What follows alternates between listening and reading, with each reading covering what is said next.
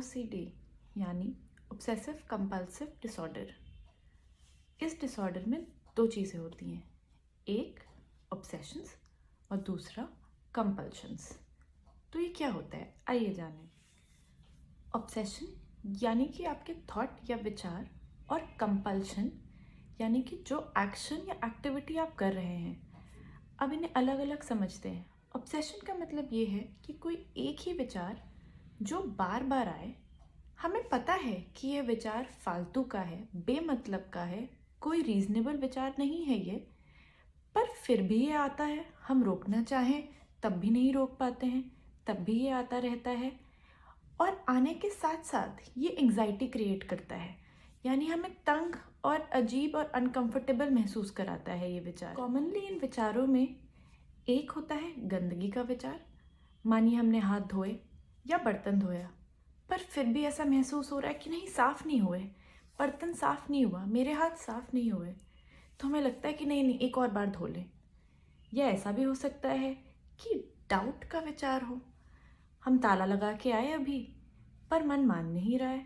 हमें याद है हमने ताला लगाया था, पर फिर भी मन में बार बार ये आ रहा है डाउट, ताला लगा है नहीं लगा है, बंद किया है बंद हुआ है। तो हम एक बार चेक करने जाते हैं, पर एक बार चेक करने के बाद भी मन नहीं मानता। हम 2 बार 3 बार ऐसे कई बार चेक करते चले जाते हैं। एक और तरीका होता है जैसे कि हम मैजिकल थिंकिंग कहते हैं, जिसमें क्या होता है कि हमें ऐसा लगता है कि अगर ऐसा हुआ तो कुछ बुरा हो जाएगा, अगर हम बाहर चले गए इस टाइम पे तो कुछ बुरा हो जाएगा, अगर हमने इस रंग का सामान ले लिया तो कुछ बुरा हो जाएगा। थोड़ा बहुत इस तरह की चीज़ें कई लोगों में होती हैं, ये नॉर्मल बात है। तो ये विचार बीमारी कब बन जाते हैं? ये विचार बीमारी तब बन जाते हैं जब ये अधिकतर समय दिन के बने रहें। इसके कारण हमारी पर्सनल लाइफ के काम ना हो पाए, या हम अपने प्रोफेशनल काम को पूरी तरह ना कर पाए, या फिर इसके कारण हमारी अपनी रिलेशनशिप्स में प्रॉब्लम्स आने लगे, क्योंकि हमारा चिड़चिड़ापन इतना बढ़ गया हो, हमारी उलझन इतनी बढ़ गई हो कि हम इसी में उलझे रह जाते हैं और अपने दिनचर्या के बातचीत कामकाज कुछ भी चीज़ें ना कर पा रहे हो। तब ये विचार सिर्फ विचार नहीं, एक बीमारी का रूप ले लेते हैं, जिसे हम OCD कहते हैं। तो कंपल्शन क्या होता है? जैसे हमने बात की कि कंपल्शन एक एक्टिविटी है जो हम कर रहे हैं। हम ये एक्टिविटी क्यों कर रहे हैं? मन में विचार आया, विचार ने उलझन पैदा की।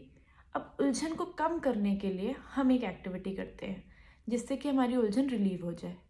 यानी कि गंदगी का विचार आया, ऐसा लगा कुछ साफ नहीं है, उससे हमारे मन में उलझन होने लगी। अब उलझन को कम करने के लिए हमने फिर से हाथ धोए, तो उस समय के लिए तो उलझन चली गई, लेकिन क्योंकि विचार बार बार आता रहेगा, वो साइकिल बना ही रहता है। और इसे हम OCD का साइकिल कहते हैं कि ऑब्सेशन से उलझन, उलझन से कंपल्शन, टेम्पररी रिलीफ हुआ लेकिन वापस से वही साइकिल चलने लगी, और लॉन्ग रन में ये साइकिल बढ़ती ही चली जाती है अगर हम इसका कुछ ना करें तो OCD क्यों हो जाता है? पहली चीज़ तो कि OCD एक काफ़ी आम बीमारी है जो कई लोगों में होती है।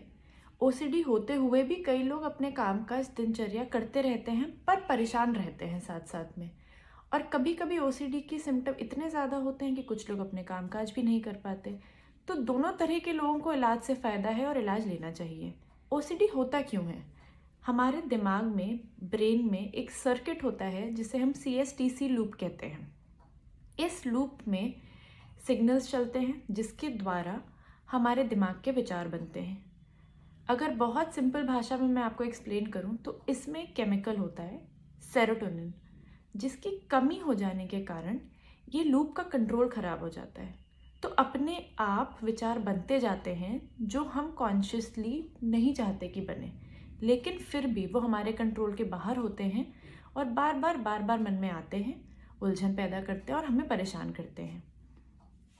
क्या इसका इलाज पॉसिबल है? ऑफ कोर्स यस, इसका इलाज पॉसिबल है, बट बहुत सिंपल नहीं है। इसका क्या मतलब है?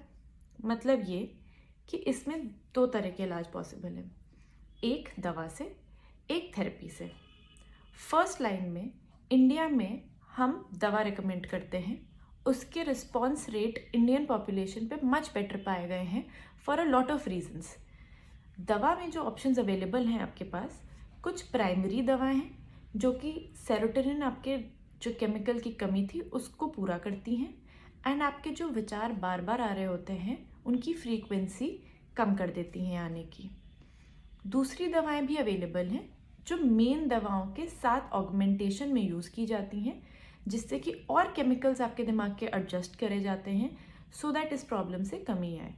साथ में कुछ एंजाइटी, स्लीप और जो प्रॉब्लम्स हो रही होती हैं उसके लिए भी मेडिकेशन से हेल्प मिल सकती है टेम्प्ररी रिलीफ के लिए। दूसरा जो थेरेपी का ऑप्शन है जिसे हम ERP कहते हैं, ये main and most effective therapy है इन OCD में। ERP यानी कि एक्सपोजर रिस्पॉन्स थेरेपी, ये कॉग्निटिव बिहेवियरल थेरेपी का मेन कंपोनेंट है जो कि OCD में हेल्प करती है। For any other queries comments में पूछिए and I will definitely answer your queries.